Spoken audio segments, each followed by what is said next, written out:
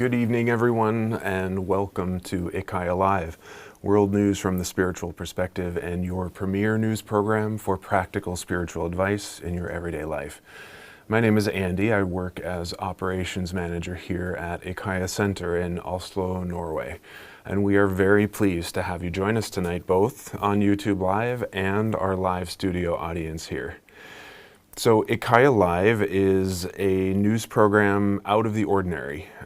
We have a mission really at IKYA Live to assist all of us in looking at the news and the current events of the day from a different perspective, from a higher perspective, get a bigger picture on things.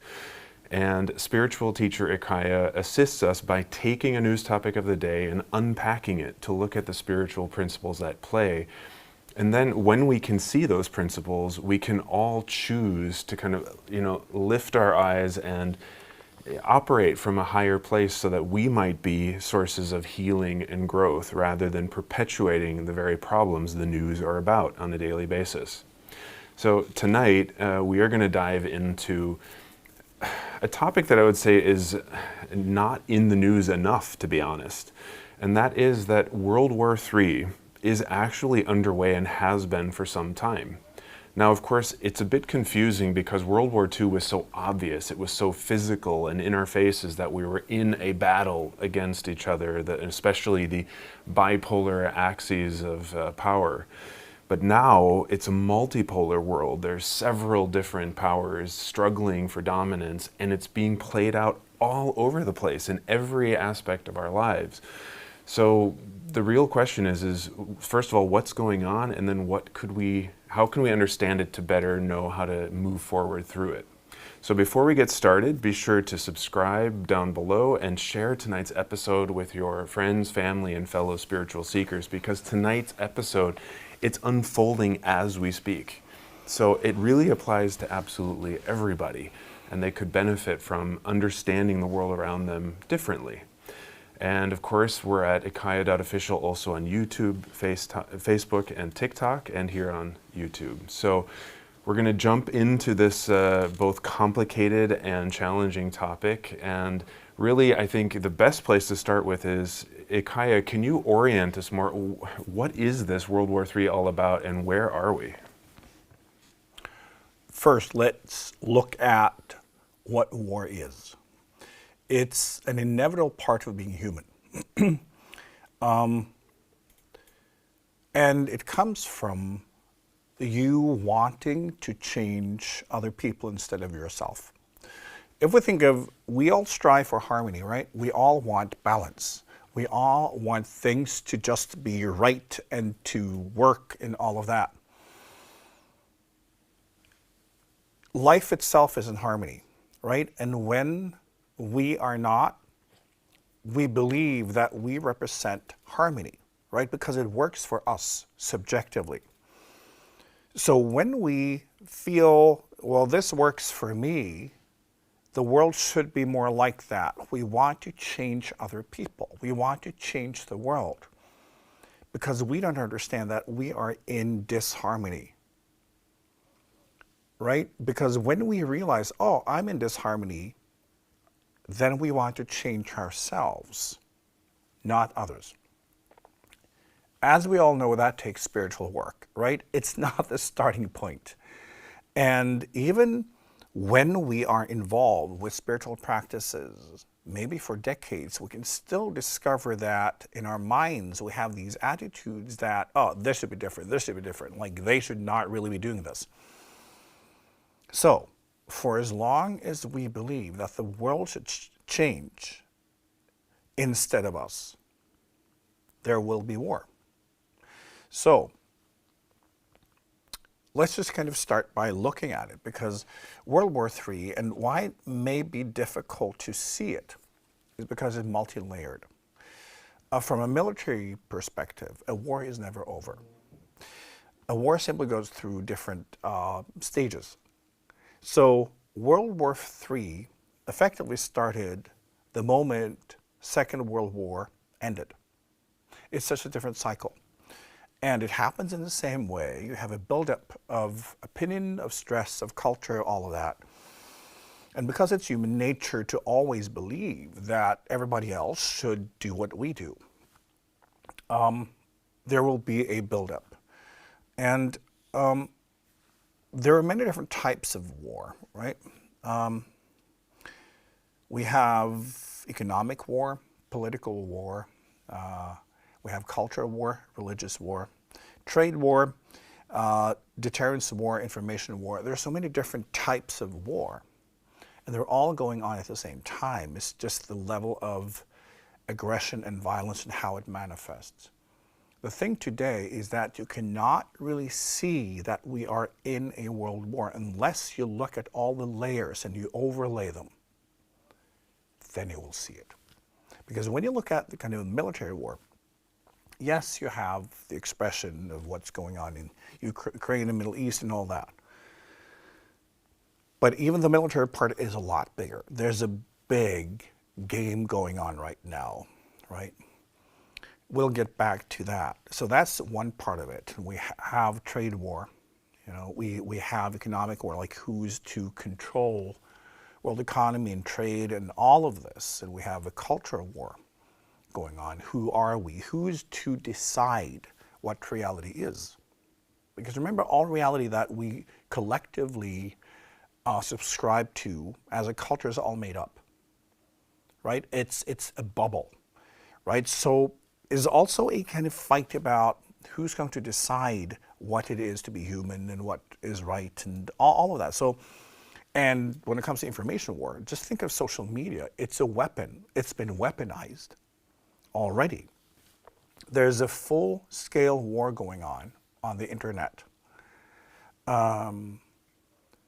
And there are branches of the armies in different countries dealing with this as a war, because you can channel propaganda and you can influence, and so all of this is going on at the same time. So we're in the middle of this, and the effects are exactly the same. There's less damage, like fewer bombs for now, but there is a lot of cultural damage. There is a lot of confusion and many different conflicts that we will have to sort out as humans.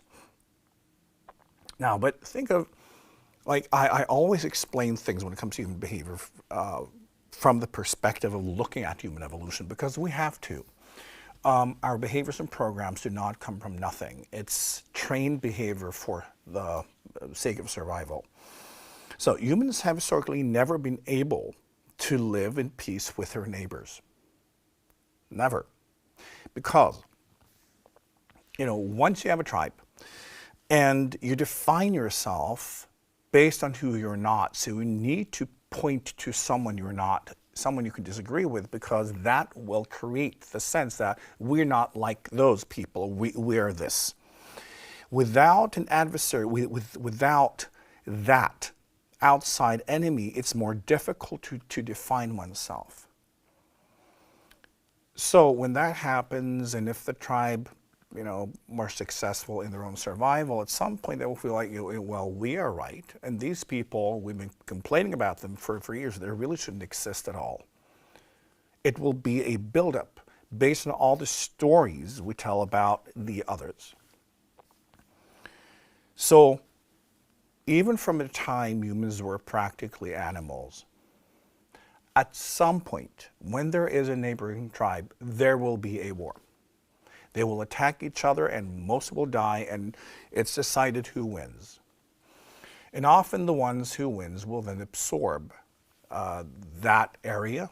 Animals can do this too, but understand that war is the more kind of focused way of deciding between options. Evolution is a game of decisions, right? Who gets to do what? What will work better? And what we don't really appreciate enough as humans today is, like, we think that truth and values and all that matters. It does not. It's never been important to humans. It's basically, if you dominate, you win. If you win, you are right. It's that simple.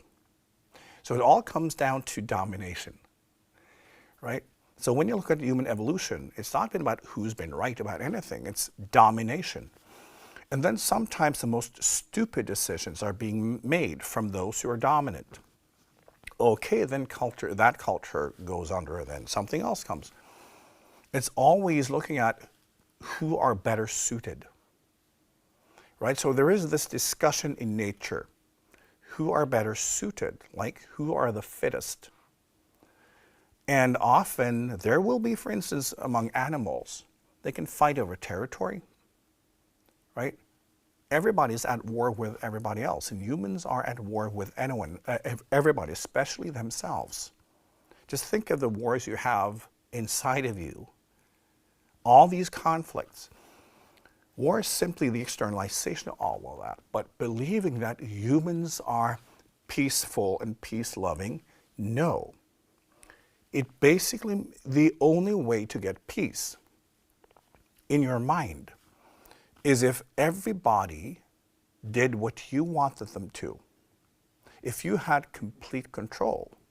And in your mind, you can't really understand why you shouldn't have full control, because you're right, right? You understand how things work. You're in harmony with yourself, so you understand exactly how other people should live. That's why we have war, because everybody thinks the same way. And we need to understand that we have very different journeys. We have different karma, we have different backgrounds. A lot of individuals on this planet may never have experienced the human life form before. We come from all over the place. We study different things. We have different values, different levels of evolution, consciousness, intelligence, all of that. And yet we all feel that we understand how other people should live. Back to the principle, when we feel that we are not in balance, the ego, our genes are telling us that it's the world, it's other people. This is why, for instance, when we are not able to succeed, our mind will always try to figure out who to blame outside of us. And often the most successful people, they are like that. That's why they win, because they dominate. Not because they're right, not because what they say is true. Right? So humans, they like war. We are a warring species. And there's war going on all the time on so many different levels. So we just need to accept that as a premise. Right? So we don't think, oh, there's something, we should not have wars. That's fantasy. Humans love wars. It's all they do. In your life, you're also at war.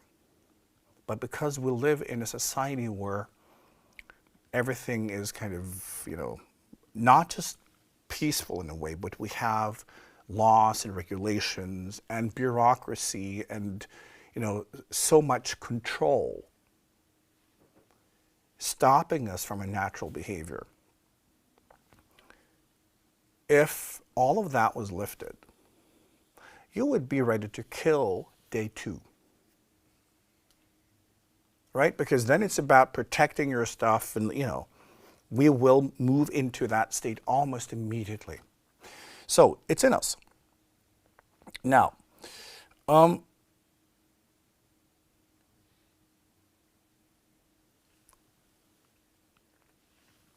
as I said, the fun thing about this war that is different from the last one was the last one was a war between 2 ideologies.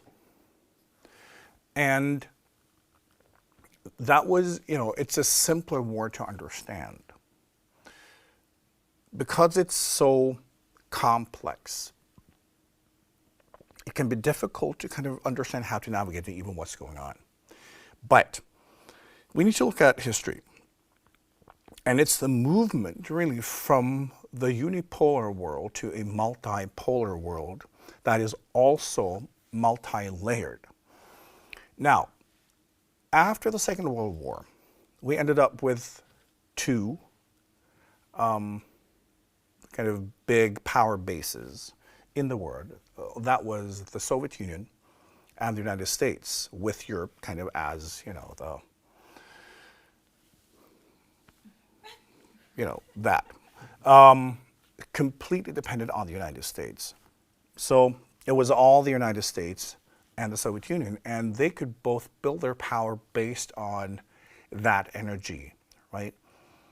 Because when you have an outer enemy, it will pull people together and they will work together, even when they hate each other, because they hate the enemy more, right? It always works. So, but after the Cold War, when the Soviet Union collapsed, we went into this very strange state of a unipolar world where the United States became the only superpower. That's very unhealthy. It's then a cultural dictatorship. And because that cannot work, there have been kind of movements and build-ups, and now that has surfaced. We'll get a little bit into that. Because the axis between China and Russia is really interesting, and it's necessary. Remember also, Africa is on the rise. India is on the rise. South America is also on the rise. So we're moving into a world where the West will not be the domineering presence deciding what reality is, what truth is, what values are. There will be many different ways of doing it. So we'll go a little bit into that because it's quite fascinating. We need to remember that each culture on this planet, they vibrate something unique. And there is no kind of right or wrong way to do anything. Like when we live in the West, we have a tendency to think that our way is the best, human rights, blah, blah, blah. And it's not important at all. We incarnate to work on our karma and to grow spiritually. Right? So we will incarnate in the life form, in the culture, wherever, that is better suited for our particular journey. So even on this planet, if we incarnate in Russia, it's because that is the best structure, it's the best starting point for you. If we incarnate in China or somewhere else, it's because that is a better template. So it's not like we can all function in the same template. It's almost like different cultures represent different dimensions. And they exist because it's necessary. But because humans have never been able to coexist without going to war, as part of evolution, this is happening. And because there is also an increasing, after the Second World War, understand that we can blow up the whole planet. Nobody wants that because, yeah, we win, but then we also die, right? So there is, when it's trying to find that balance, and it's very difficult because everybody just wants to kill each other, really, but they can't. So we're in this kind of thing where it's like we're in the same boat. And we're two teams, or several teams, and they all want to kill each other by sabotaging the boat.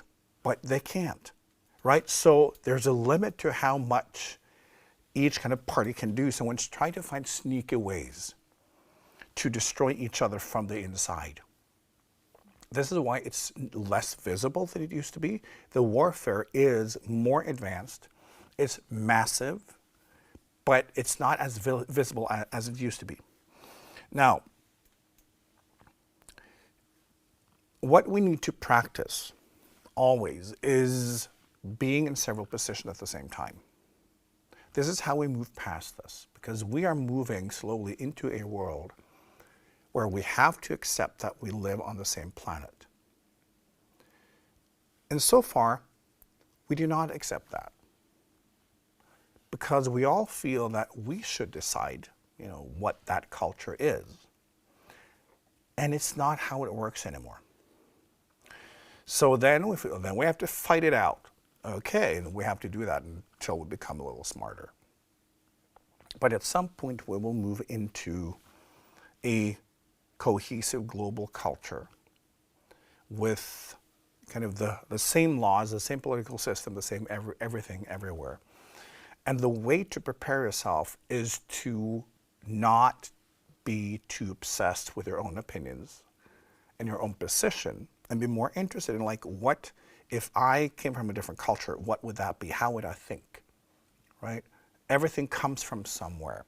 So we'll get back to that later, but we need to practice not being in our own position, because genetically, you are hardwired to just come up with whatever bullshit you want to believe in, and then you're supposed to kill for it, just to see what happens. Because the one who dominate win. And if you win, you're right. Right? So the game of evolution is extremely brutal. It does not include everyone. It's excluding the weak ones and basically continuing whatever works and for that to dominate. So this is kind of the last war of its kind before we are kind of moving into a more kind of global world. So this will go on for quite a while. Did we have a question? We did have a question. It actually ties perfectly, because Aki wondered, World War III will last then until basically our planet becomes one people. That's a question, but then also, will it then entail only the unifying of the planet from a consciousness perspective, or will it be more that we push ourselves to the brink of disaster so close that it will be more that lack of resources leading to cooperation and that kind of thing? Is that more the path? In a way, humans will figure out that they're too dysfunctional to make their own decisions, and they will choose authoritarianism that is global. Because humans cannot be trusted. The thing is, humans really don't want to make their own decisions. When you look at human history, humans always gravitate towards dictatorships. It's the only consistent way of governance that has existed throughout history. So people want someone else to make the decisions, and then they like to complain about it. So being enslaved but complaining about it, that's the sweet spot for humans. And especially when things become too complex, we simply become aggressive, confused, and depressed, and we don't know what to do, and we want someone else to take over. Because then at least it's not us, but we can complain that they're still making the wrong decisions. So this is what people want. Humans do not want to be free because they don't want the responsibility.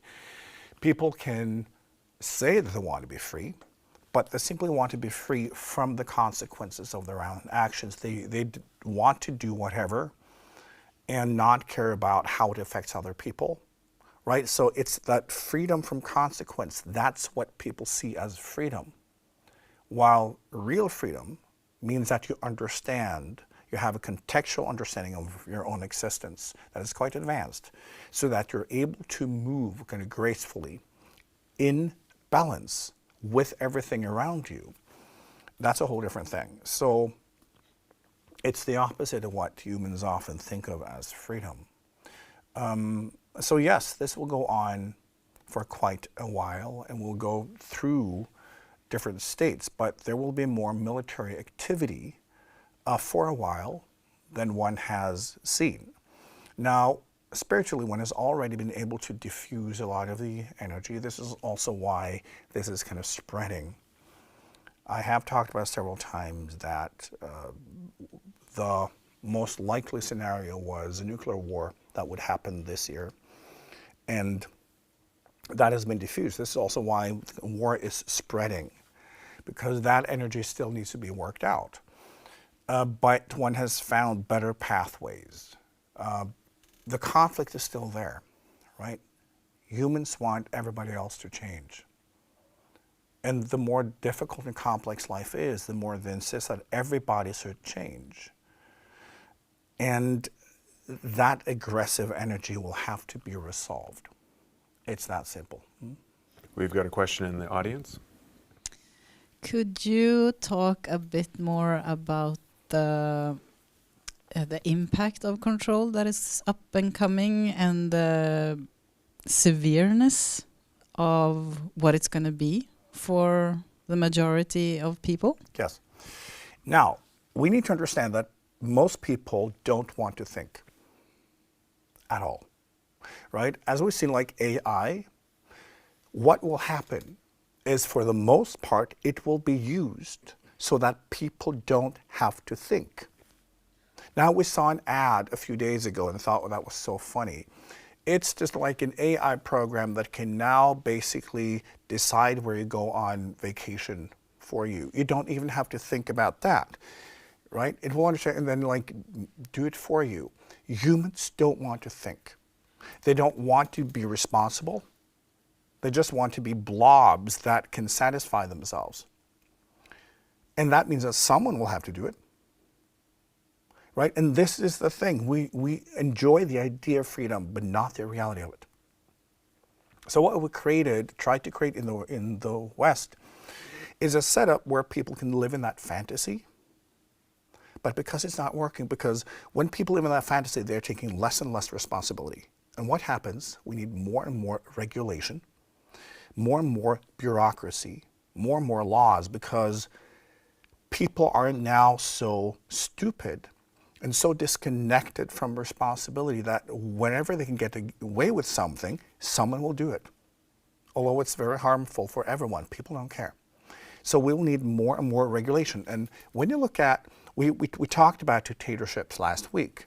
When you look at the EU, it is a dictatorship. When you look at the amount of bureaucratic dominance, regulation, laws, and local politics, they can't do anything. It's just like, and it's so massive. More and more and more and more, because people don't want to think. They want the same chain stores all over the world so they can be mindless wherever they go. They can visit a Starbucks and order the same thing.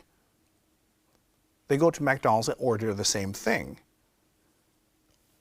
This is what people want. There are very few people who actually want to think. Most people are striving for a life where they don't have to. This is why.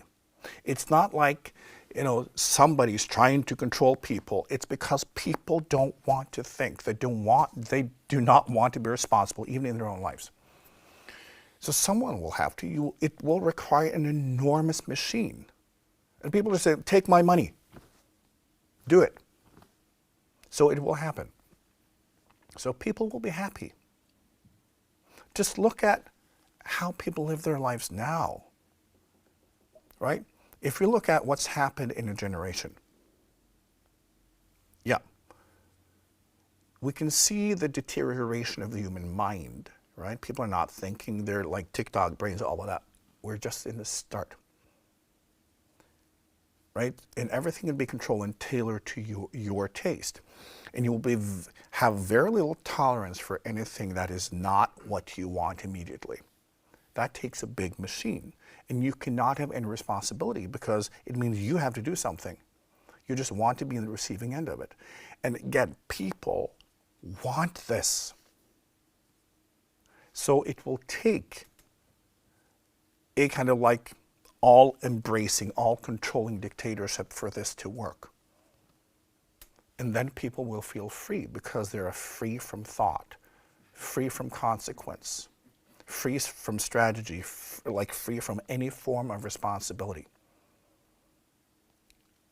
And this is why we're heading in that direction. So, but again, if we look at a little bit about the current war, and the multipolar thing, because it's quite interesting.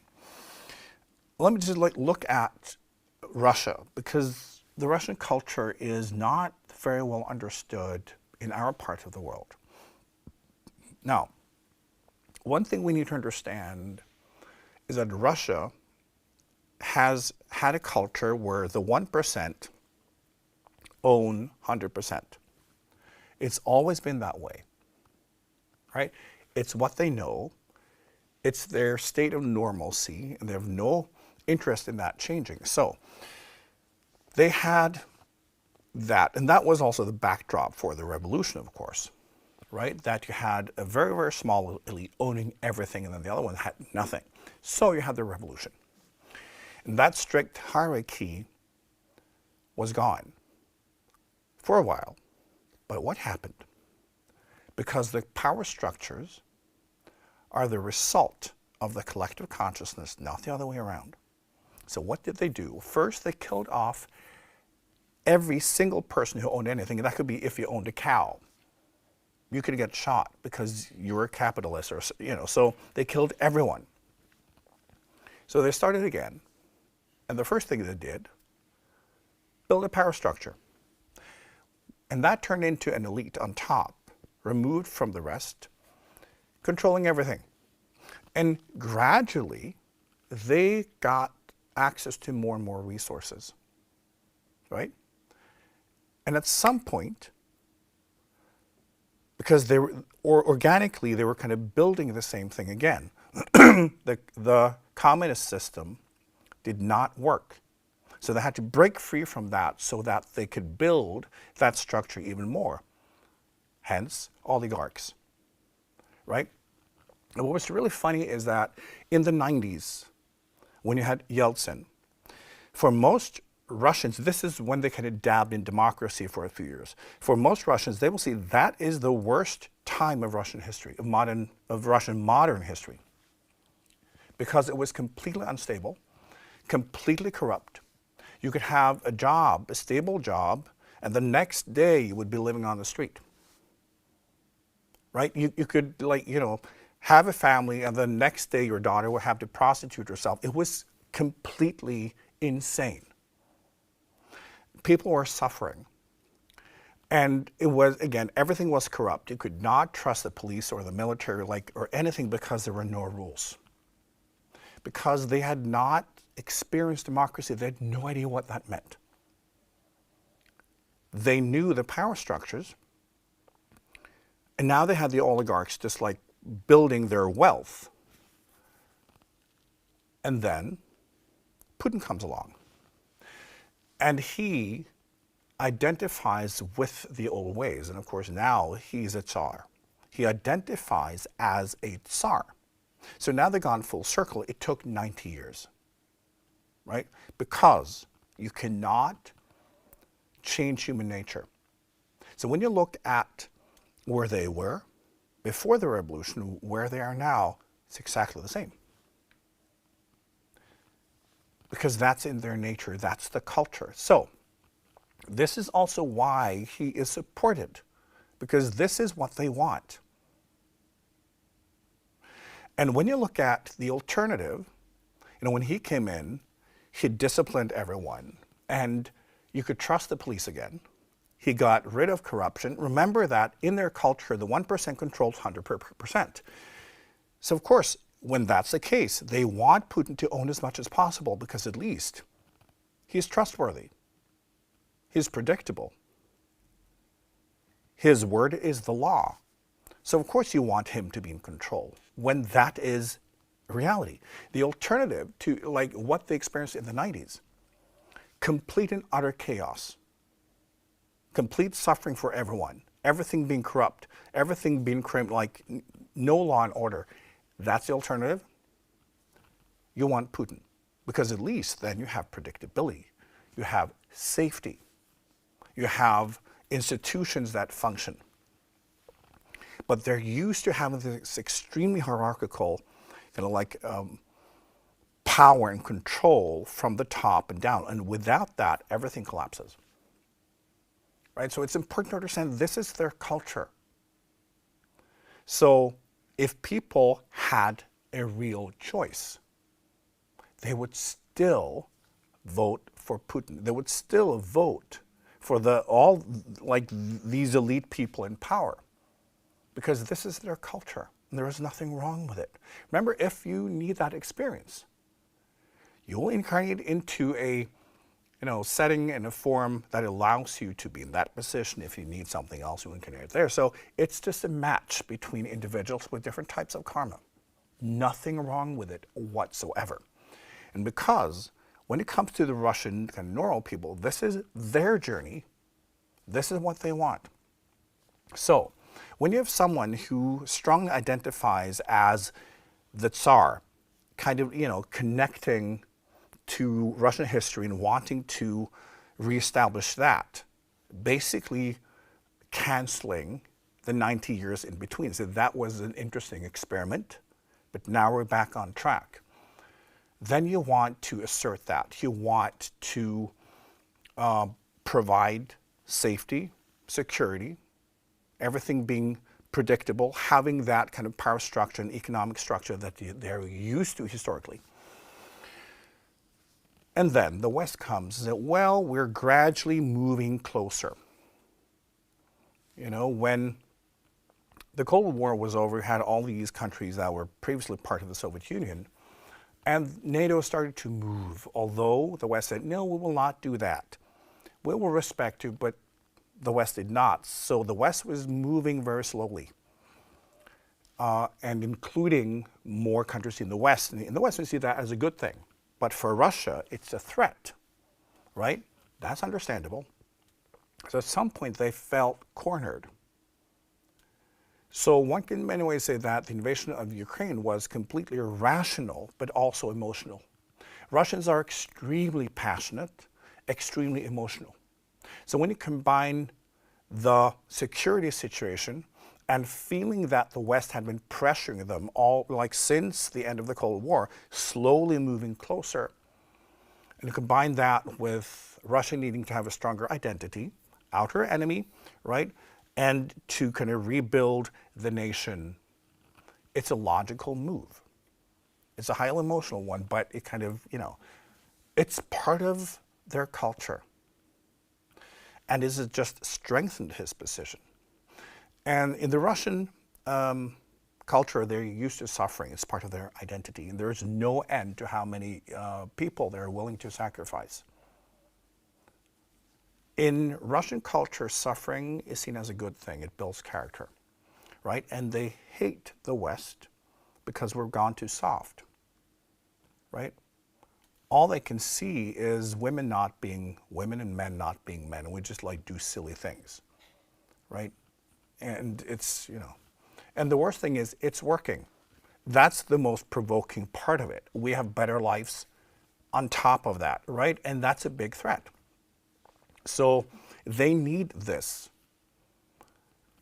And then you have China, you know, and China is also interesting because they are also seeing themselves as the one true civilization on the planet. Traditionally, they were the superpower.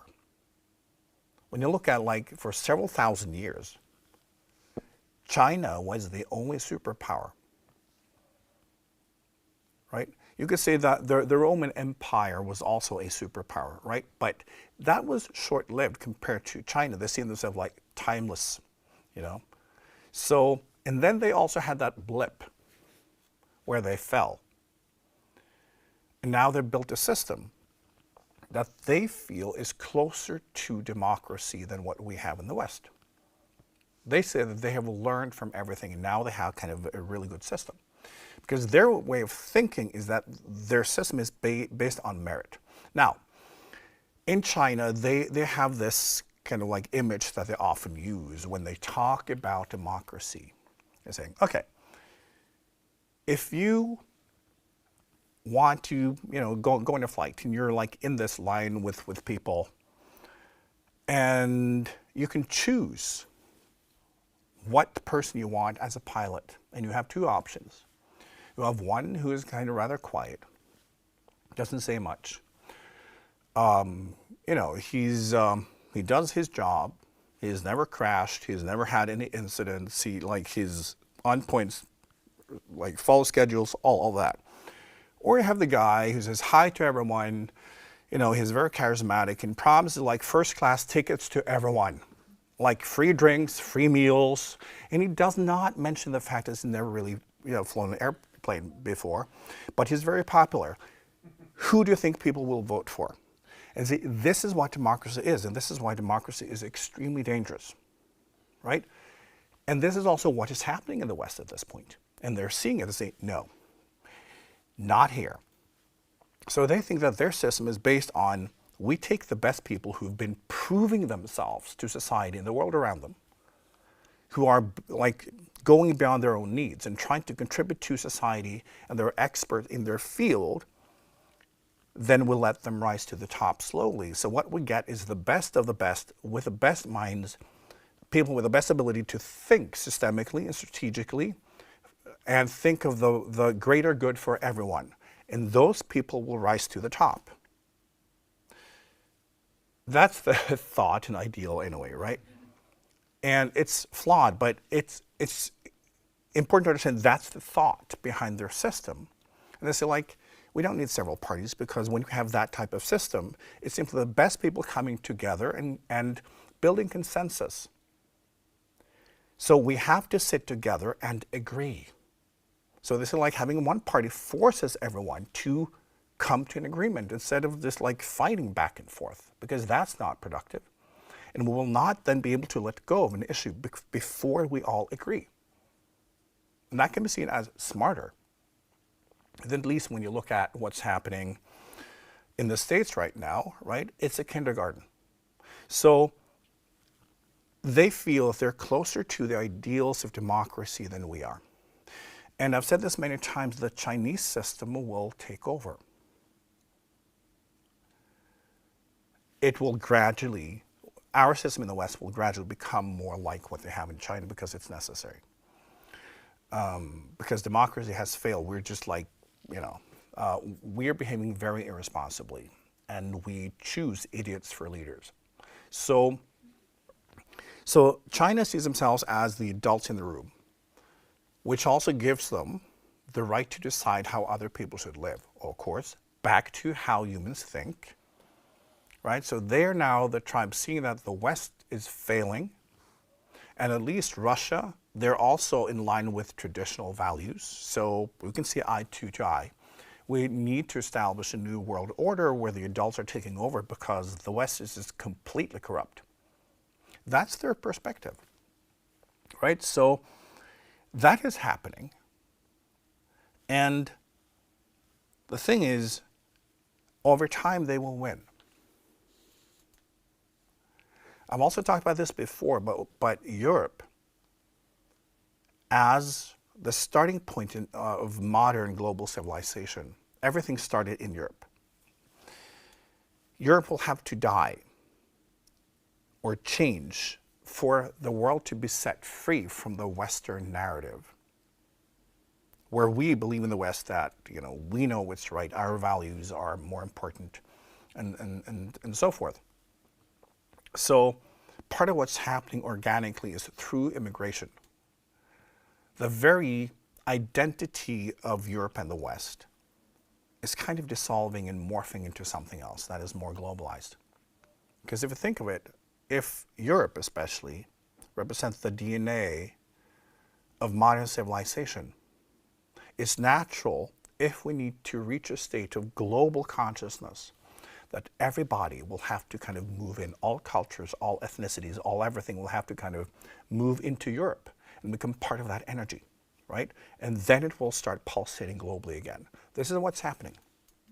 So it means, for instance, when we look at a place like London, now there's about 30% ethnic Brits living there, right? 70% almost is like immigrants and all of that. It's happening. And it's because Europe carries the DNA. So by everyone taking part in it, the vibration energy will change. That will now be part of harmonizing the planet by now turning it into something else. So we need to look at this in a bigger perspective. Say, like, what's happening is we are creating as a planet a more modern world. And the West has been kind of like, cramping up and becoming increasingly corrupt, indulgent, and entitled. And the rest of the world, they want to have prosperity. They want to be part of it. And they want to find their own way, not dominated by the West. Look at how the West has treated Africa. It's horrific. And now that China, and also Russia in a way, they've taken over in Africa, finally Africa is starting to grow. right? So there are many interesting things happening, right? And as spiritual seekers or, travelers, we cannot be in a certain identity with a certain culture or ethnicity. We need to look at the whole planet. Yeah. Before you go too much further, Jasper actually asked specifically if you could talk about Africa's role, since they're not necessarily one of the powers at war at the moment, but coming in the future. As Europeans, how can we learn from African culture and what can we teach them? And also, when in Africa, how can we do spiritual work there with them and for them? Yes. Now, this is really interesting because there is a close connection between Europe and Africa, but not necessarily in a good way, right? So it's been an integral part of each other's journeys. And it's beginning to reach a level where wonderful things are happening. Now, for most of you, when you go to Africa, you will expect to see just like poverty and, people sitting around not knowing what to do. When you go to the cities, like the whole continent, many will be shocked to see modern cities, people living kind of normal, kind of Western lives, like middle-class lives, where they have educations, where they live very productive lives, where you can go to the opera, people are moving into a level of civilization. They are catching up because finally the West are not there to oppress them, right? So what you have then is this wonderful, wonderful energy that is so creative and so colorful. Now, Africa as a kind of culture and continent will slowly kind of build, but their world dominance will happen once kind of Asia is done, because it's basically about letting everything bloom, right?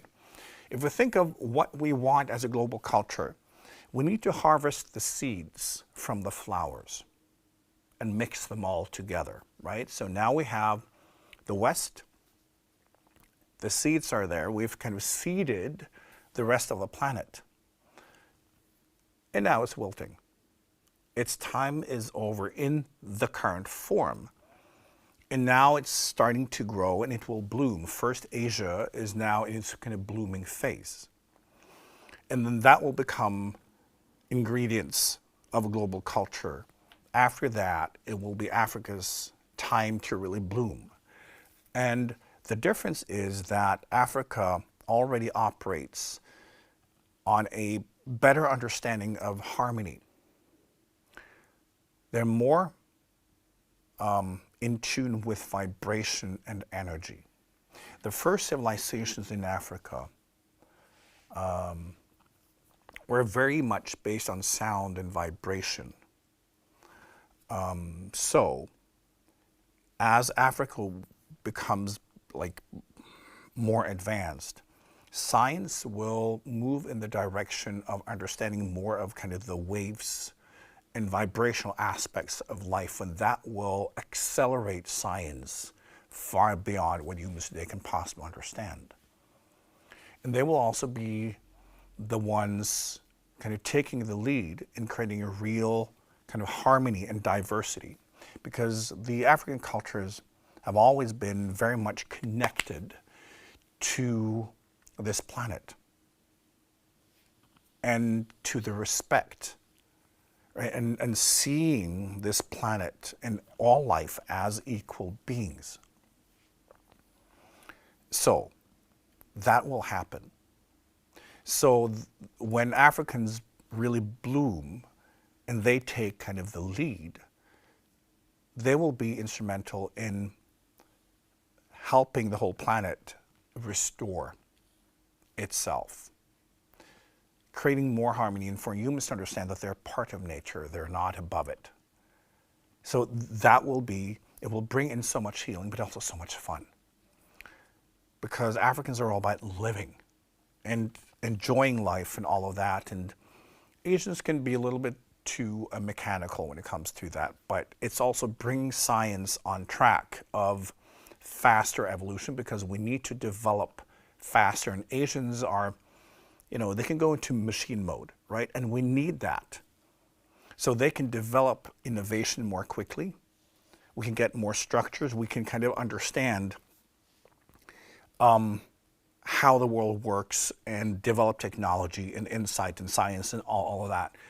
And when that is starting to work, then we need the African consciousness, which is like, well, what's the purpose of all of this? We got to live. How can we improve life? How can we connect this with nature? How can we then build ourselves into a more balanced global civilization, right? So that will happen. I always try to encourage people from all over the world to go to Africa if you haven't been there.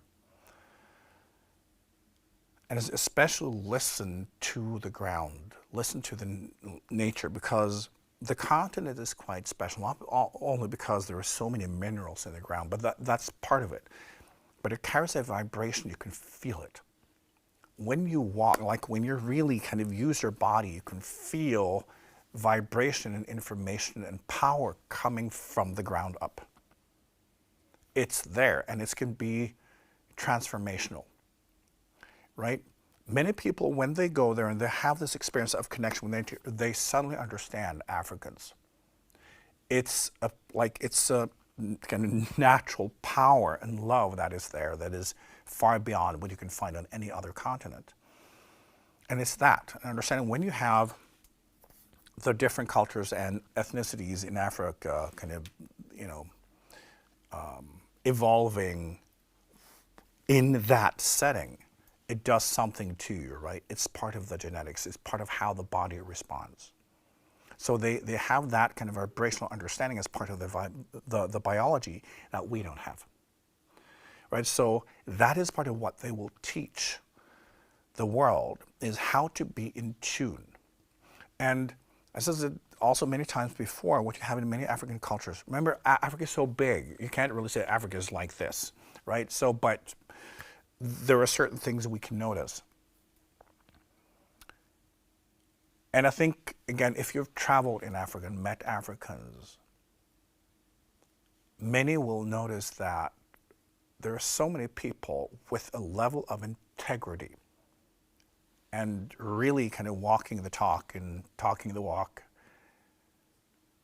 and it's real, right? Because in cultures where you don't necessarily have a lot materially, your currency is you. You can't hide behind things because they don't matter. So you develop a way to not only see people, but to be someone that is real and authentic.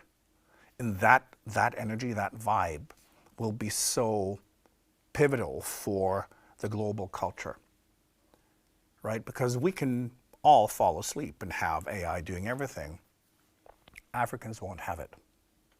That is also when things will really change, because, okay, we have all of this, but we have to use it to become better people and to live and to be, and to understand that we exist for a purpose, right? So the purpose aspect of human existence will be amplified when the African continent will bloom. So it's just, we can all look forward to that. But again, as spiritual beings, we need to look at the whole of the planet and all different variations of humans and seeing what's happening. And we need war, because we need the best to survive. And we need to break up all these old ways of thinking that because I am like this, you should not be allowed to be like that, because that's a threat to me. We need to get over ourselves, right? And especially in the West. And this is happening. This is also spiritually. Why now, for instance, in the West, there is this thing where white people are now experiencing a lot of racism, right? And when you look at the American culture, like being a straight white male is basically, okay, you're prey. And it's just interesting. That's also an imbalance, but it's also part of like cracking that dominance, because everybody knows, like, straight white males built this world. Practically everything you can see around you is the result of straight white males. For the most part, when it comes to the core of it, it was created, built, and maintained by straight white males. So they built this world, right? And now it's just a different time. So it's like making sure that that energy is not in charge anymore. It needs to diversify, it needs to open up. So that's why it's happening spiritually, and it will balance itself out. Because we need to kind of move on. There are too many exciting things that will happen on this planet. And we need to go from the war way of thinking where everyone's a threat to embrace diversity and variation in every possible outcome, every possible, approach, and love that. And we are so not there as a culture and as a life form yet. And we need to fight it out until we simply recognize that this is too stupid. That's when the war will stop. This will go on for a long time in different shapes, but it will end when we realize this is too fucking stupid, we're all the same. So we will get there, but until we do, we will be fighting it out. And because we don't experience that, we're on the same team. We need to get over ourselves, but this is where we're at. So you talk a lot, always, and tonight too, about embracing a bigger picture. But two patterns can be particularly challenging here.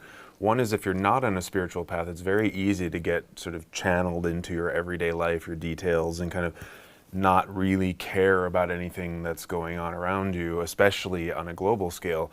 But actually, similarly, when you are on a spiritual path, you can often experience feeling like, oh, this is all so stupid, and you feel above it or disconnected from it. And IKYA, for example, he experiences observing all these global conflicts and things and feeling, it's not mine, why do I need to really care? Like, how do we kind of like keep from falling into either of those traps? Yeah. This is why we're doing IKYA Live. Because, as we talked about before, so many people in spirituality, they feel that this is not their thing. My answer, you incarnated here. It's definitely your thing. And you have karma, obviously, because you incarnated into a human. It's a matter of understanding how to utilize it. The fact that you may have a different structure, that you may be on a higher level of evolution, does not mean that this is not the best place for you to grow. And we do not grow by disconnecting, by pretending that, no, I'm not part of this, I'm too good. Maybe you're here to be part of the change, right? Maybe you're part of the cleanup team. Maybe you're supposed to grow into becoming one of the adults, right? If you think that you're better, you better fucking prove it, right? It's that. It's okay to think that you're better, but prove it, right? So, I often say this to people because many people think, they're ashamed that they think that they're better, but I say, that's not the problem. The problem is that you're not living it. We can often see that, well, there are better solutions and I know how to do it. Well, prove it, do it. Contribute, be part of the change. Seeing that something can be done better and not doing something about it is irresponsible. When we are in this kind of phase of human evolution where we need speed, and the reason is that there's a certain window. If you think of what's happening on the planet, right, the speed to which we're killing off all life, it means that, at some point we'll run out of that. And it means that we need to speed up the evolution of the human mind, the human culture, and all of that so that we get to a point of humans taking responsibility and then beginning to heal and restore the planet. And that needs to happen before we have run out of life. right? And this is why we're speeding everything up. So we need more innovation, we need more responsibility, and we need everyone to try to come up with something better, practice it, demonstrate it, share it, teach it, and live it. So maybe you are carrying something that may be part of the solution. It's not like you have to change the entire world, but you can change your world. And you can influence the world of others. So is it like, yes, try to be better. Try to see yourself as better and above all of this. But that gives you more responsibility to actively promote change and mature into someone who can guide people and assist people.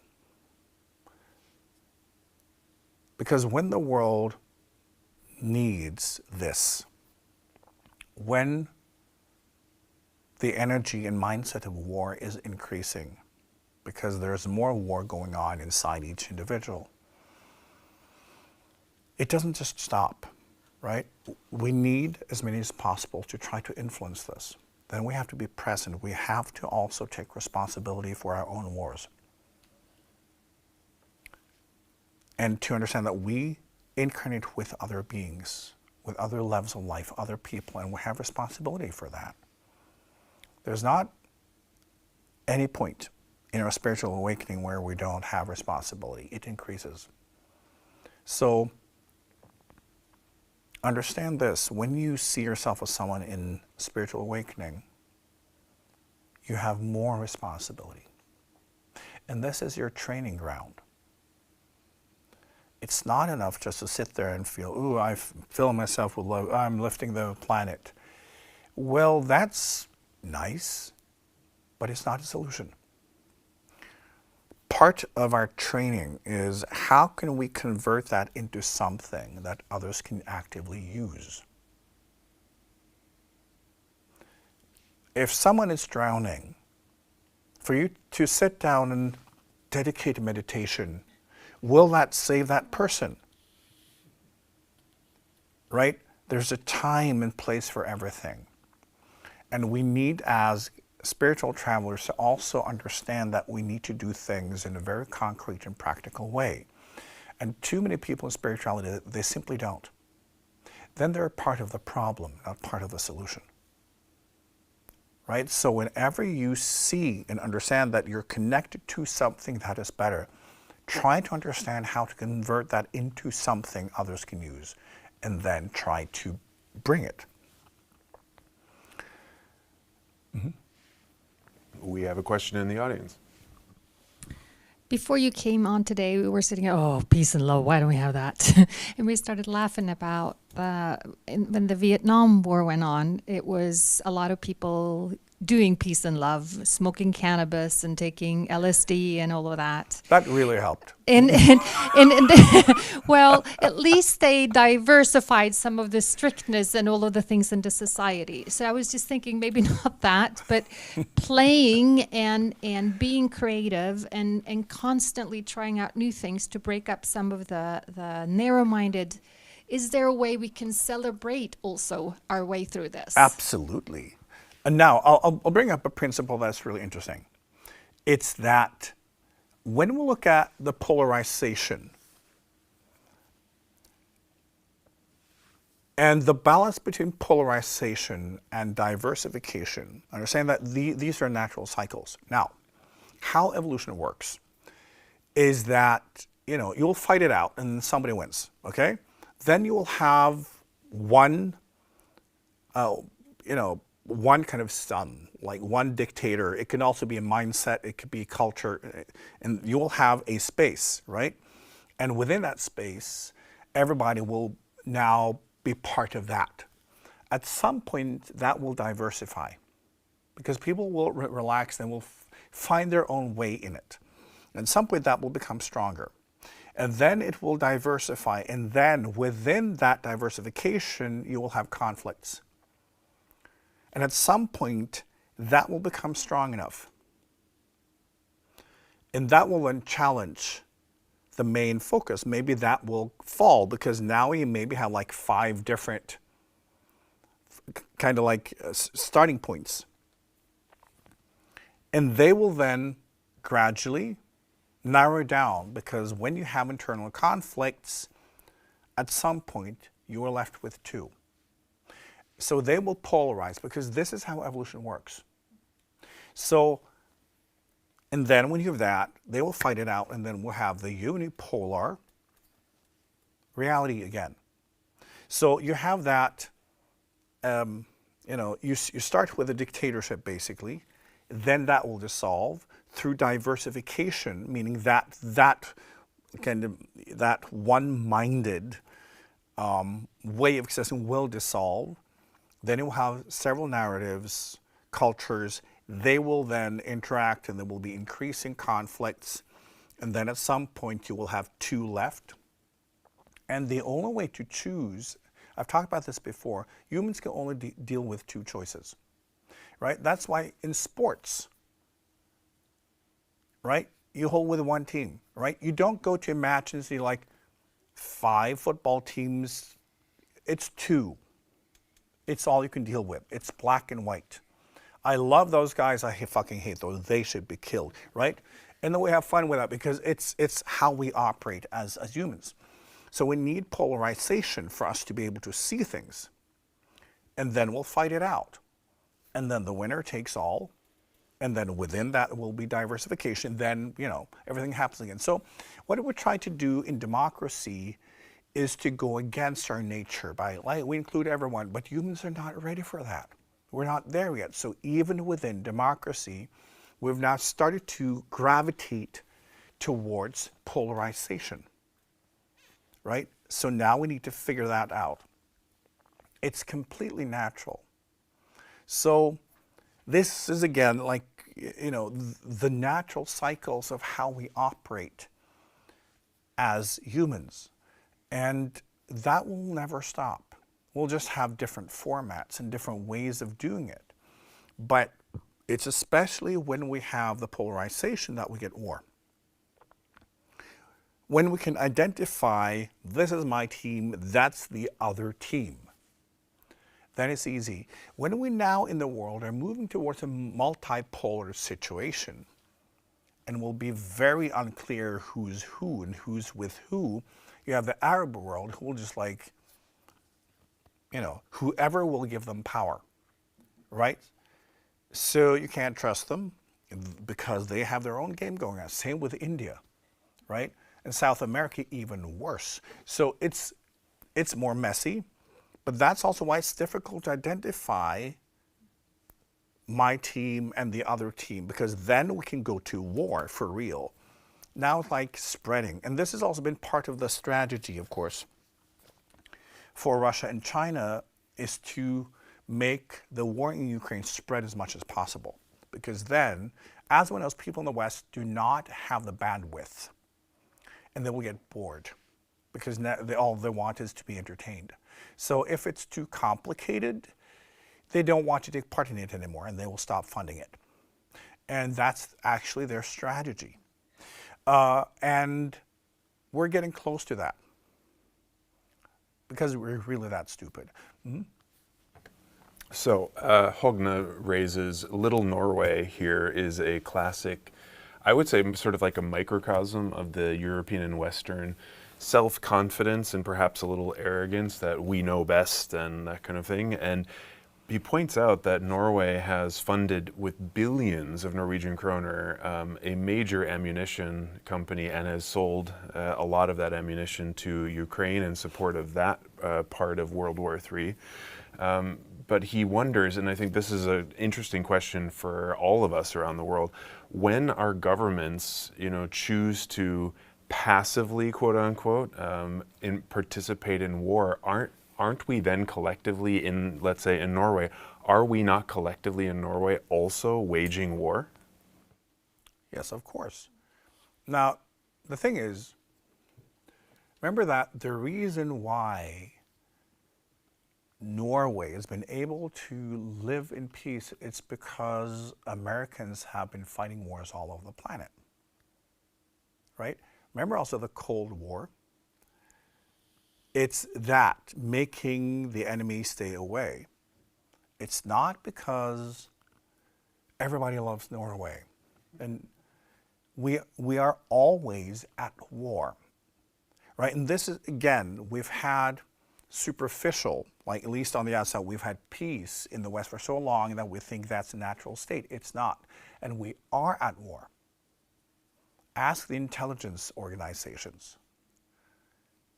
There's always war, just different types. So the idea that Norway is not part of the war, we are. Norway has been part of many wars because there's no choice. If you outsource that and let other countries do it for you, it doesn't mean that you're not responsible, right? It's not like, when you go to the store and you buy beef, it's not like you're not responsible for that animal being killed. Right? It's that. Norway is at war, has always been at war, and will always be at war for as long as countries exist, because that's the nature of things. It's just that Norwegians don't really understand it. So, on the outside, Norway's not taking its responsibility seriously. But yeah, many politicians and many security professionals, they're completely in full understanding of what's going on, and they try to take their responsibility so that normal Norwegians can pretend we're not at war. So this is a time where the different types of war, the different levels of war for all countries, it will become clear that we are not at peace. But it's a multi-layered war that we're all part of because the world is trying to figure out the path forward. Right? As an evolution, an accelerated evolution happens when there is a change in the environment that demands something else in order to survive. That's when different forms of random mutation happens. What we're seeing on this planet right now is random mutation. And then it's a rule of evolution to fight it out, to figure out what is better suited for the path forward. And it's just that. And it's absolutely necessary. And if we feel in any country, in a culture, that we represent something that should be part of the solution, well, we better go to war.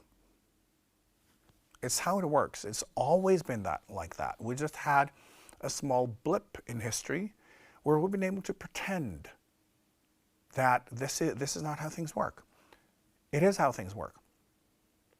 So what's going on now in the world, where it's also more of a kind of military war, it makes it more visible. And I think that is really healthy. We've got a question in the audience. So, as consciousness on planet Earth is rising, and I'm assuming that somewhere in the universe there are beings who are much, much higher consciousness and therefore have a different perspective on that. Mm-hmm. Is there a tipping point where one reaches that, where war is no longer necessary? Or is it actually never ending? Because at all levels there's that same conflict of war. It's an interesting question because there are plenty of examples of technologically advanced civilizations who've gone to war. But once you reach a certain level of consciousness, you stop because you understand that, all right, you're fighting the world because you're out of harmony and you should change yourself. At some point, everybody gets it. So if a culture is able to survive for long enough, they will reach that conclusion, begin to understand, and then they will begin actively to promote harmony. Like on this planet, right? We will then restore the planet, reintroduce species that has gone extinct. Like it will do that because the higher level of consciousness should make life better for everyone. It's that our presence should result in something better than if we were not there. And it's getting to that level. But even then, what if then you're confronted with a technologically advanced civilization with a lower consciousness, who are more than willing to go to war because they can see what you have. Oh, this is beautiful, right? Our planet is just like destroyed because of all the war. So we want that. Not understanding that they will do the same thing. Instead of learning, they just want it. Would you then go to war? Right?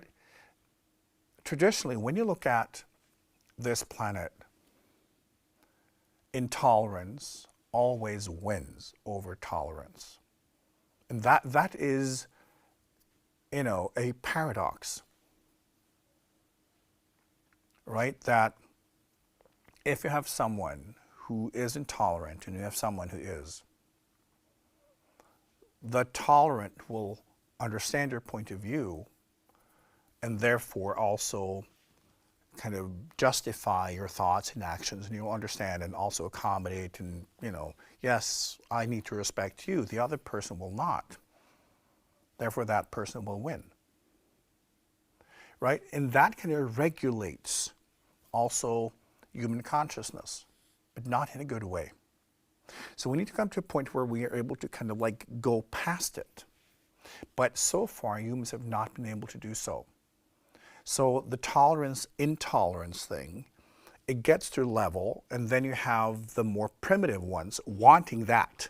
And they will be the aggressive ones, and the people with higher consciousness are more passive, and they're more, they open up and they accommodate, and they can see their point of view, and they die. Right? It always happens. It happens so many times. So the savages always win, which kind of, again, regulates the collective consciousness up till now. So humans have never been able to go past a certain level because then the savages come. You can say that to a certain extent also when it comes to the consciousness in the Western world. Now, this is pressure equalization, right? That when you have something that is good, more people want it, right? And then you have people from cultures that are more primitive moving in, because they want to be part of it, thereby also lowering it. And there's nothing wrong with it. It's just understanding how things are being kind of regulated naturally. So one can look at what's happening then in the West also as a sort of invasion, which is completely natural. It happens every time. It doesn't always happen through war. It can be through migration too. There's a reason why people migrate to certain areas of the world, right? It's completely natural, but understand that it regulates the consciousness and the collective mind. So the trick is, how are we able to move past that? And the only way is to lift everyone. And that is what we've not been able to achieve. So for as long as we kind of fight and go to war, the most primitive will win. And you would always think it's the most evolved. No. This is also why, for instance, Afghanistan is an interesting case. Because you had the advanced military machine of the United States. And you had savages running around, with machine guns and knives. They won. So it's important that we understand that this is part of how war plays out. Germany, they were more advanced, right? They had more advanced science. This is why the United States basically vacuumed Germany after the Second World War and took all the scientists. Germany were more advanced. The Brits, who were a big part of why we won, they were extremely primitive. And as one knows, they killed so many civilians. That was ridiculous. They just, The Germans didn't. They were more advanced than that. It's really interesting. But when you look at a war, the more primitive mindset will win because it means you're more brutal. So again, the way to move past this, and this is again the cracking the code, we need to include everyone, because for as long as there's one brutal culture left on the planet, they will win. So it means we need to include, we need to lift everyone. And that is kind of the game. The Western perspective was based on oppressing everyone, right? And thereby lifting the Western or European culture. Yeah, so that means you have a lot of brutal energy out there, which is natural, but we can never lift the planet this way. So we need to understand that it can only happen once everybody's included. Right? So this current world war is about getting to that point where we're starting to see ourselves as a kind of global entity. That will happen. And that's when we can start moving towards a kind of functioning society. What will happen then is we will have global government, and then again, we will have diversification within it. So it will happen all over again. So then it will not necessarily stay that way. Then it may even kind of break up again, because the rules are when you have something that's unified, it will diversify within it, and then you will have conflict. So this cycle will never end. It will just get kind of bigger and have the whole planet as a starting point. Mm-hmm. Directly tied to this, Julia on YouTube asks, why is it so important that at this very moment we kind of have a global realization of the ongoing war that is happening? Because of all the wonderful potentials. And especially when we're into spiritual work, that we need to zoom out, we need to pan out and see what's really going on, because it's our job to also mirror in the higher perspectives. And in our conversations and how we conduct our lives, that we're able to demonstrate a higher perspective. But it's also interesting. I always advise people read history, right? People today do not know their history. The history of this planet and our cultures, and also from around the world, is so interesting. And like, read up on Russian history, Chinese history, African history, Arab history, like from all over the world, and get an understanding of how these different cultures came into being and what they mean and how people kind of operate. Because this war is ultimately about healing, right? It's setting ourselves free from the limiting structures that we now have had since the Roman Empire, because that was the start. And to be able to kind of like move past that. And that's healing. Often healing starts with the illness. I've said this many times, that when you have something that is in you and that does not have expression, it's still a conflict. Once it becomes an illness, you can deal with it, you can interact with it, you can learn, you can heal, you can change. So this is what's happening now. These kind of potentials on the planet, it's beginning to surface. Then we can deal with it. But spiritual, people, spiritual travelers always need to go first, right? This is also the goal with IKYA Live, that you can get the perspectives that you can bring in to your conversations and to understand how to navigate. But it's also important because things will get worse, right? So that you do not let yourself be overcome by fear, that you don't create stories of enemies, that you can see that this is really old structures just like breaking up, and for the different cultures and consciousness on this planet to figure out what will be the way forward. Because when we are afraid, when we believe in the conflicts, when we have very strong opinions based on our own kind of bias, we're not helping.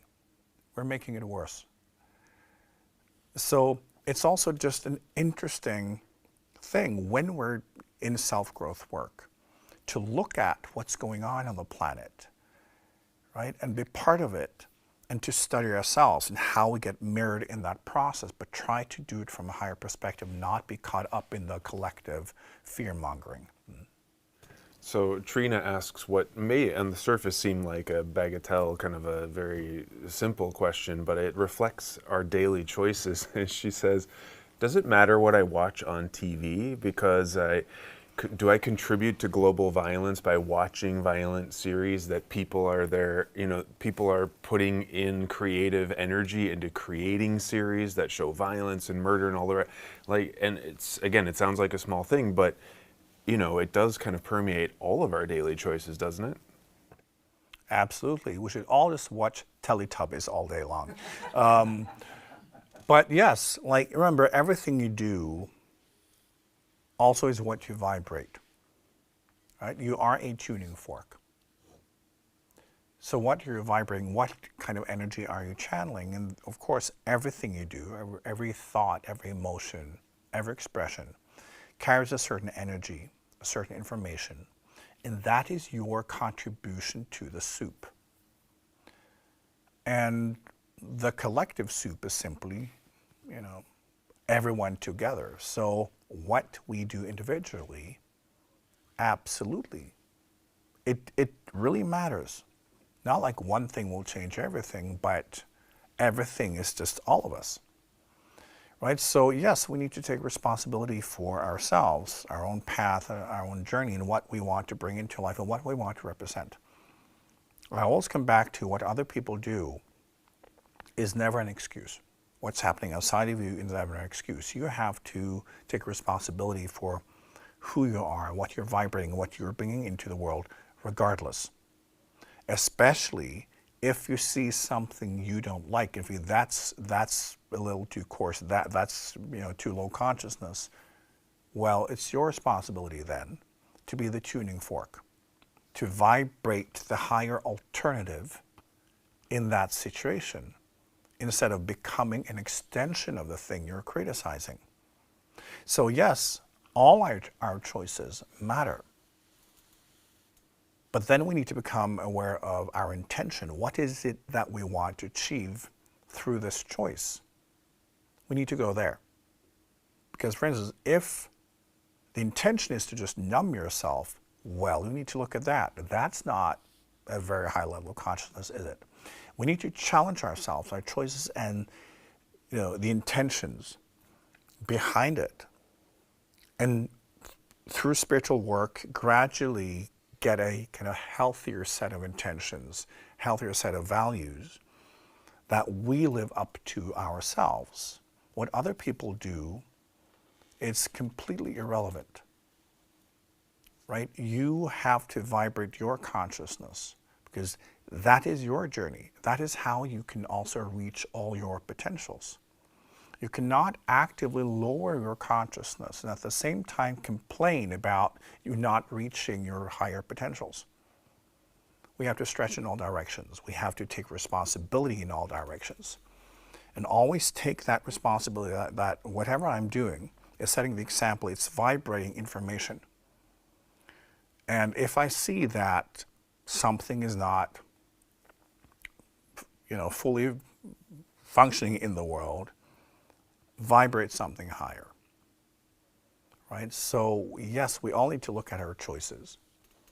And for instance, if you feel, I just want to watch something trashy on TV and you don't do it, but you're still in the intention.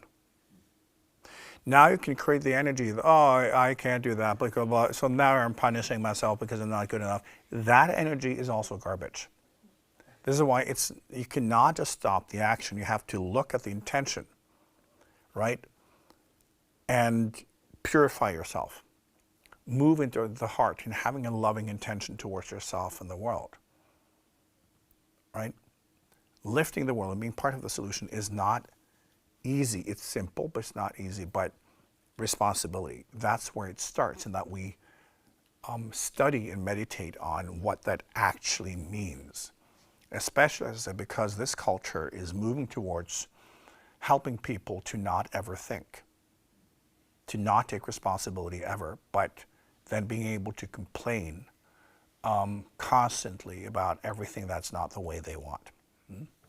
It's fascinating that the solution you're proposing of raising our consciousness is as multi-layered as the very war that's ongoing itself. And we have a question from YouTube that goes more to the fundamentals. We have more information now than we've ever had before, and increasingly we're aware of the impacts that we're having on our world, and we're more and more aware of the futility of war and conflict for solving anything. We know we should live in harmony with each other, but the question from YouTube is, given all of that, why are we still so obsessed with power, with hierarchy? Like, is it like, I don't even know really how to, I'll just leave it there. Okay. Why are we so obsessed with that crap, even though we know better? Because it's human nature. Having intellectual knowledge of something is not a lived reality. It's not lived reality truly until it's genetic. So human evolution has been quite consistent when it comes to all of this. It's just for a few generations that we have experienced a variation, and it hasn't changed anything. It's circumstantial. As I've explained before, all people, even in our part of the world, they're willing to kill, they're willing to torture, they're willing to do the most horrific things. It's just a matter of circumstance. Right? And if you say, no, I couldn't do that, well, watch someone torture your child in front of you and you will want to kill them very slowly and for a very long time. It's that. It's circumstance. It's in our genetics. So simply because we're not being triggered does not mean that it's not in our nature. So when we are being triggered, our genetic nature will be dominant. So it's important to understand that humans are not more advanced than this yet. Having understanding that, oh yes, we should live in peace, it's not human nature. And it is our understanding for as long as our neighbors are behaving the way we want them to. If they don't, you will change your mind about that. Because then we'll say, well, I want to live in peace, but they obviously don't. It shifts very quickly. So I will say it's only what we do when we're triggered that shows our true level of evolution. The rest is pending. The rest is things we're practicing, but is not our nature yet. It's really that simple. So everything we think we've learned in the West, no, we haven't. It's not there yet. Any other questions? On YouTube, Julia asks, and this is an interesting one, she wonders, do we need to make peace with death in order to not succumb to fear in situations like this? Back to this being very multi-layered, because there are so many lessons in so many different directions that it's not just fear of death. It's everything. It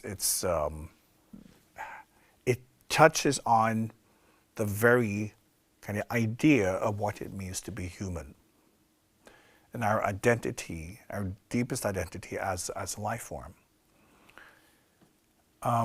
So when it comes to spiritual work, growing past the fear of death has always been part of the practices. And what it does, at least, is giving you a sense of peace, that you understand that, oh, I live forever, so there's no reason to be afraid. Your body dies, however, and for as long as you are connected, or that you use your biological consciousness as the space, in a way, in the body, through which you establish your identity and your sense of self, then you will have a fear of death. when you're in a spiritual consciousness, you have no fear of death because in that state you never die. Right? So it's natural for the body to want to not die. That is the basic form of survival. So that is smart. A fear of death is the motivation most people have, like the fear of something being unpleasant. And then when we get really kind of like, when we move into the modern state, is like we fear discomfort, which is also a milder type of death, right? So we avoid things, and that's how we understand. Because remember, in the biological consciousness, we don't really understand anything. We're only guided by our instincts and what we're drawn to, right? And our senses and all of that, and there's nothing beyond it. And that's how we move through life. We just feel something, we get an urge, and we just follow that because that is the kind of biological life form. And fear of death is part of it. So the key is not just the fear of death, but understanding that the biological consciousness will never go beyond the kind of senses and the needs and all of that. So by lifting your awareness for real and moving into the spiritual consciousness that operates independently of the biological consciousness, then you're free of all of it. And that's really where we should be aiming. Okay, on YouTube, Sonia asks kind of a funny question. That recent survey reveals that typical men, I'm assuming in the West, think about the Roman Empire up to several times a day. How the heck is that the case? Oh, it's also because it's become popular. But remember also that men are more interested in history. They're more interested in war. You know, men, because men are soldiers, right? They're the ones who built the world, right? So it's part of the male genetics to relate to that type of thing. And the Roman Empire, when we look at kind of the cliche version of it, was something that was really cool, right? And it has been portrayed as being very masculine, right? And in a society where masculine ideals now are looked upon as something problematic and called toxic, you know, and many people today, when you ask about, like, what do you think about masculinity? Oh, there's something toxic. It's just very strange, but it's where we are. So the Roman Empire, for men and men, represent the male kind of value, the male template, and the male energy. And it's just that. It's simply when we can't find it in our own culture, right? Because where is the clear kind of masculine culture today? Then we go back. We will always go back to the memories that work. This is what we do, for instance, emotionally, when it comes to our skills. When we have no idea what to do, our genes will kind of go back, you know, what's the last thing we did that worked in this channel? So it's that.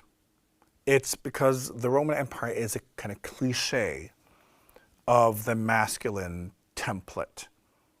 And because people have no sense of history, so they don't even know anything, but they have seen depictions. They've like heard the stories, so that simply becomes a symbol. And because it's lacking and they feel they need to connect with that identity, it's an easy go-to. It's just that.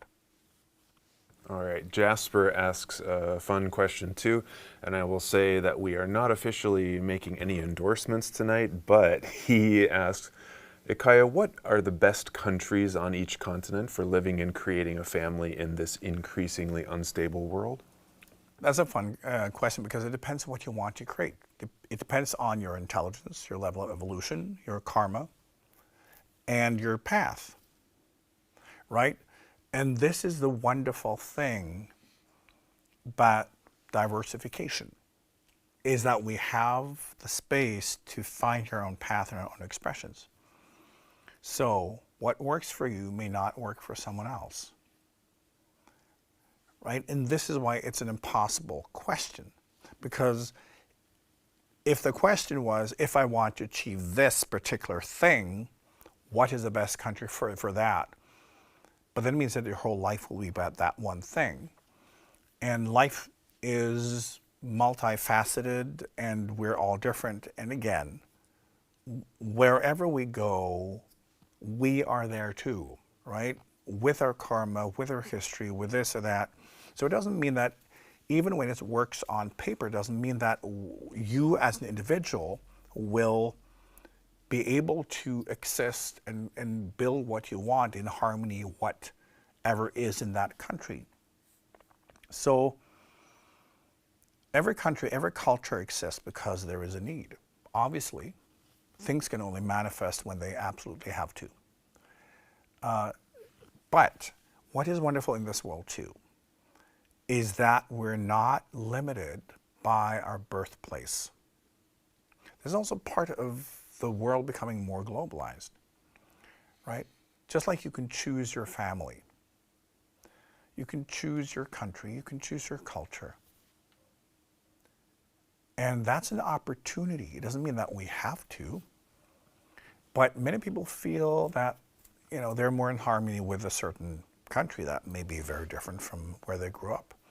Same thing with families, right? Some people feel that their kind of birth family, nothing in common. They don't want to interact with them at all. And they build their own family. That's fine too, right? We can be more creative when it comes to making use of this planet, making use of the opportunities we have. And it's that if we are taking more responsibility and wanting to explore and, you know, being proactive, I feel this inside of me, I feel that's a match, well, go for it, right? That is the wonderful thing about where the planet is at. And ultimately, this is why we are in a war right now, because more of the global potential has to become available, has to all surface. So we just need to explore more and experiment and just do whatever, right? The only thing we do know is that a lifetime will come to an end. And hopefully something exciting happens in between now and that point. There is no right or wrong. It's just like try to bloom, right? And whatever you're drawn to that will make you feel, yeah, maybe that, and try it out, right? So many people live boring lives. And most people will live more and more boring lives because they don't want to think, they do not want to take responsibility, and they don't want to make choices, right? In our part of the world, we live in a dictatorship de facto, but because we can choose between different variations, let's say ice cream, we think that we have choice. But when it comes to how we live, everything is regulated. We have no say in it, whatever. But we have a lot of different ice creams. That's not choice. And people don't, but those are the type of choices people want. So part of spiritual awakening is questioning ourselves, right? Questioning everything, questioning our thoughts, our conclusions, our belief systems, where we stand, like our choices, but we need to be active. Being passive is the worst thing we can do. Then it is better to establish a belief system and go and kill for it. That is actually better, because then you're doing something. Being a passive consumer falling asleep is death. And in the West, that's what people want. So part of spiritual awakening is taking responsibility. It is performing experiments. It is to explore it. It is to say, can I do that? And then try it out. Does that work? Try it out. What if I'm wrong about that? Well, try that out. It is part of awakening. So do not take anything for granted. Doubt absolutely everything and understand that whatever we think, whatever we have experienced, there is something better. There's something closer to truth. There are variations we haven't discovered yet. Right? So we need to make use of the world. We need to make use of our lives. Right? And see that this planet has never been as exciting as it is now. And see the war as simply the consciousness kind of moving through a membrane of stale stuff, right? And it's basically that membrane kind of, it's cracking and the light is kind of moving. That's what we're experiencing. That's why it's multi-layered. That's why it's now increasingly chaotic. And it will be more and more unclear for world leaders like what's happening, where to go, because we cannot use the old shit. We have to move on. So as spiritual people, we should do the same, right? Explore more. Go past your boundaries just to see what happens, right? This is also lifting the planet, right? Take risks. See what happens, right? The worst we can do is to be boring. So Nadine asks specifically then, does make practical great again? Does that assist in like growing food, raising animals, learning, medical, anything of the practical stuff? Does that contribute to lifting our own and others' consciousness? Absolutely. If you can think of, we can have a lot of insights. Like as spiritual travelers, we do a lot of spiritual work. Okay, that is not necessarily something others can use. What they can do is to copy something we have done, right? Once we have done something, that leaves a kind of print. It's an imprint. It leaves cookie crumbs, whatever you want, that people in more limited consciousness can look at and they can copy that. They cannot copy your insight because that may be beyond what's available to their biological consciousness. So yes, we are the ones who need to practice and demonstrate how do we do this in the horizontal world.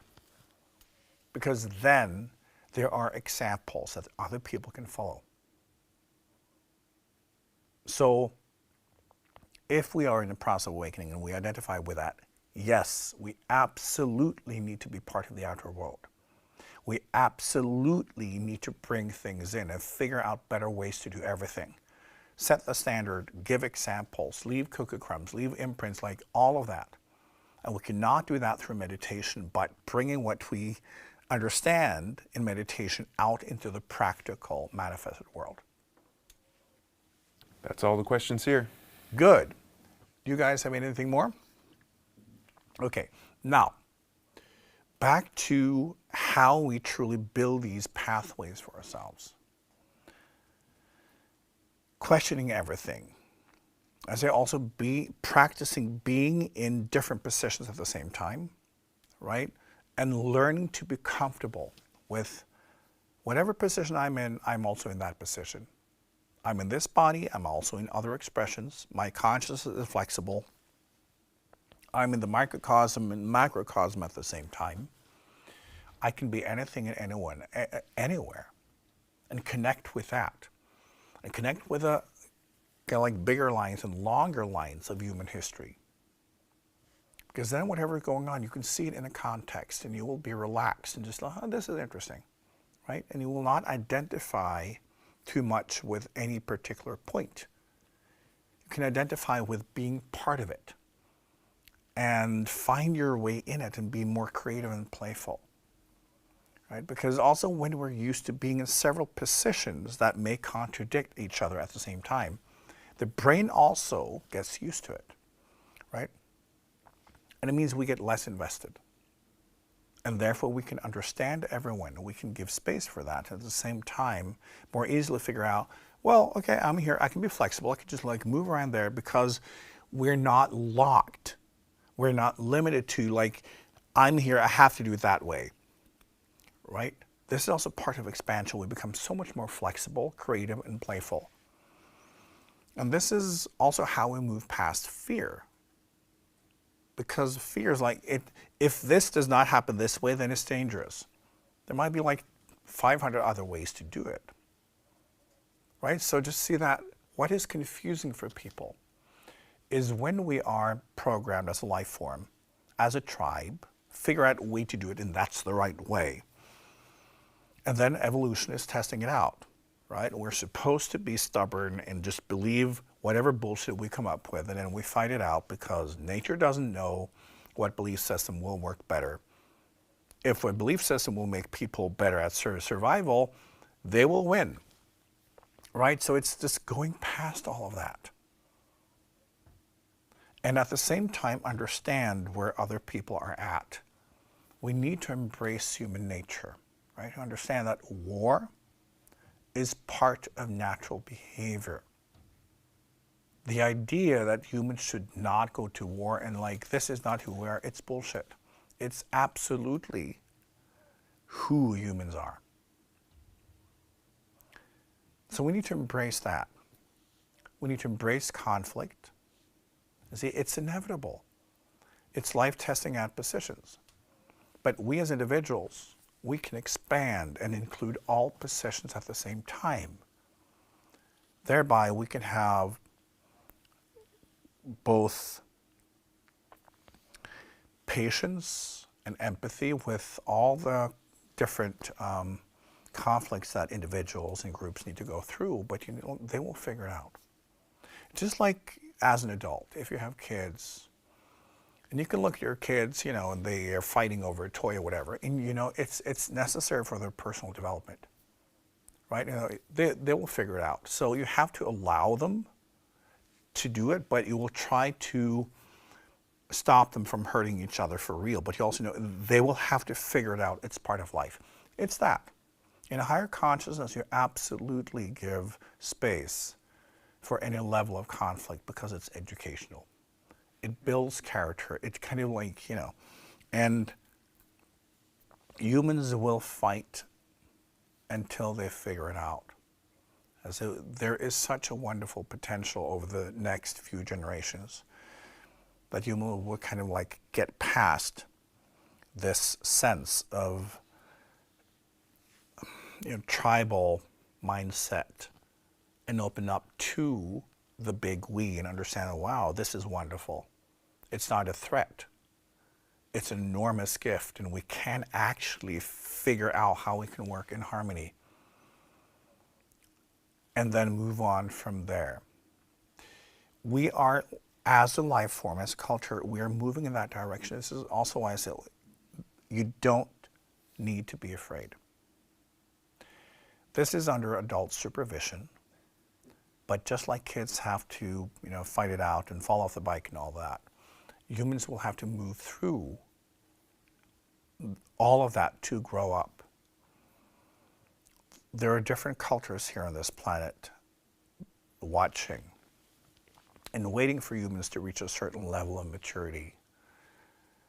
And when that happens, of course, their presence will become official, and then technology will really take off. So wonderful things will happen over the next 200 years.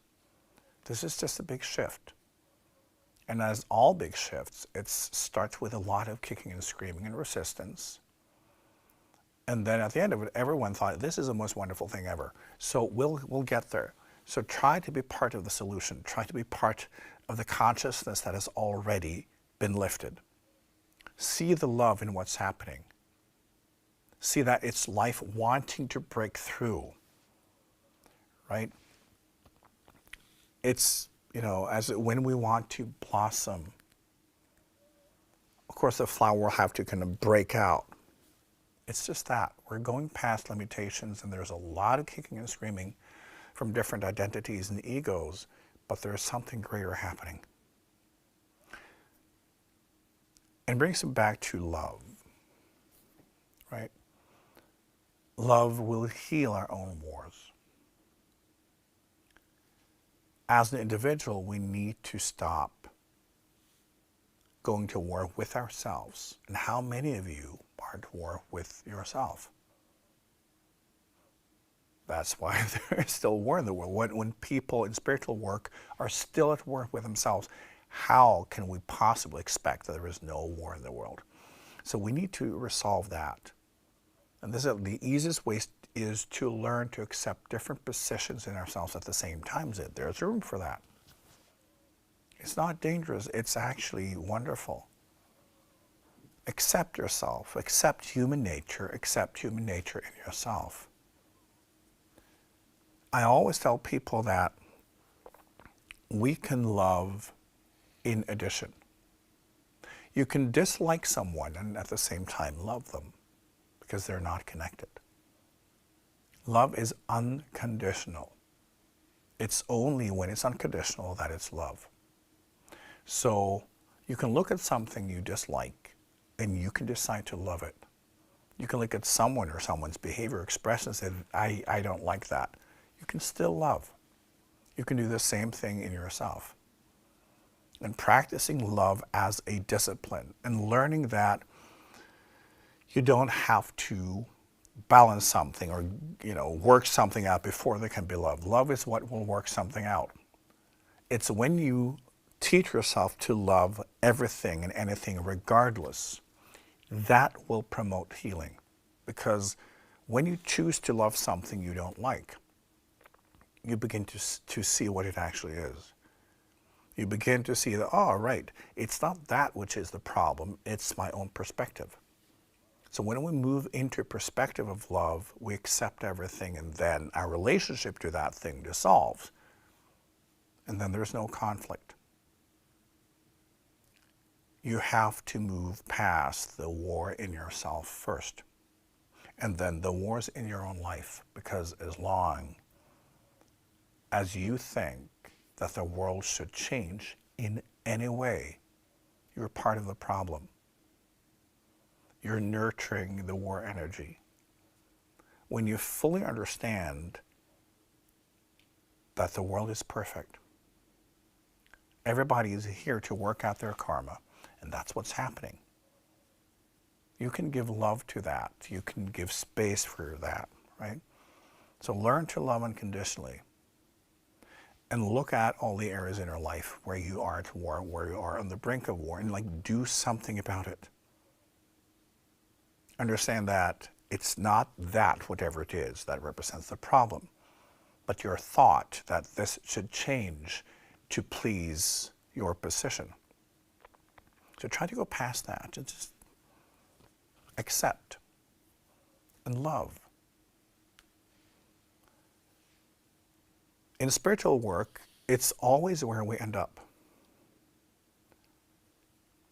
Because love is at the very center of what spiritual work is. And what we explore is the fractalization of love, seeing just like the white light through a prism, which is your consciousness, then it spreads out into different colors, right? And then we can understand the white light by studying the different colors. So all the different aspects of life at some point will lead back to love as the solution, back into the white light, right? So that's why it's always the conclusion, but why it's also necessary to go into the different aspects and then learn the kind of pathways back to white light. Because just like the rays, the different, vibrations that all ends up in the white light, it will not become white light until all the colors are included, right? That's the reverse engineering of what's happening through the prism.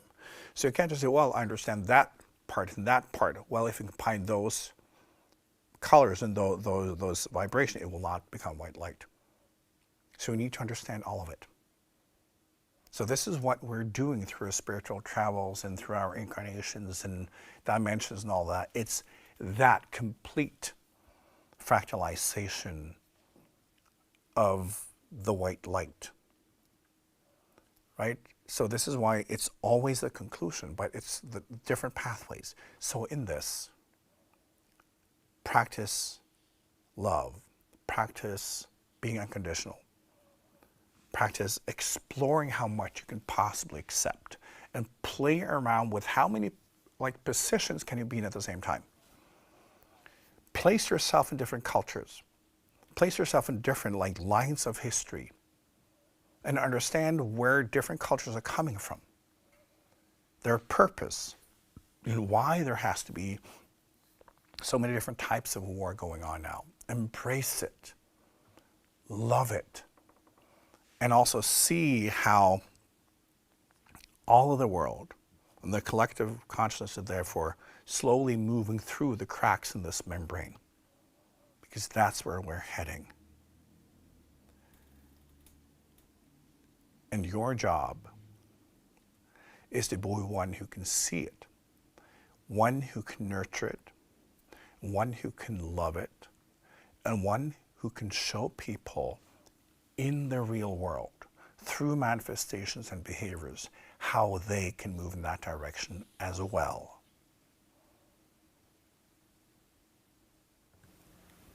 Thank you, IKYA, for such a richly healing evening, and thank you all for joining us here on IKYA Live. Please do spread this episode as widely as you can so that we can share the love, growth, and healing and grow out of the need for warring with each other. We are back here at IKYA Center and on YouTube Live next Monday at 19 o'clock Oslo time. You can find out what the topic will be by following us here on IKYA.official on YouTube or at TikTok, Instagram, Facebook, also IKYA.official. We announce the topic usually on Sunday or Monday morning, but then be sure to join us next week for IKYA Live, and we look forward to seeing you then.